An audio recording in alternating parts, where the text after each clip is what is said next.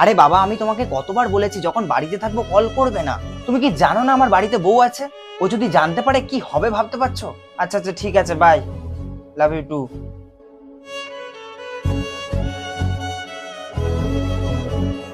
এই নাও তোমার চা।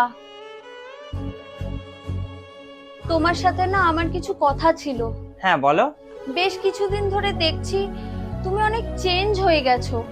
আচ্ছা, তোমার কি অন্য কাউকে পছন্দ হয়েছে? তুমি এসব কি বলছো? আমি তো শুধুমাত্র তোমাকেই ভালোবাসি। তাহলে একটু আগে ওখানে কার সাথে কথা বলছিলে ফোনে? তার মানে তুমি আমার সব কথা লুকিয়ে লুকিয়ে শুনছিলে? যখন তুমি সবকিছু জেনেই গেছো তাহলে শোনো, আমি অন্য একজনকে ভালোবাসি। তাই তোমার এখানে থাকার হলে থাকো, না হলে এখান থেকে বেরিয়ে যাও। সেটাই তো পারবো না, কারণ আমরা মেয়ে। আমাদের বাবা মা তাদের জীবনের সবকিছু দিয়ে আমাদের বিয়ে দেয়। তাই আমরা যতই অবহেলা পাই না কেন তাদের সম্মান নষ্ট হতে দিতে পারি না।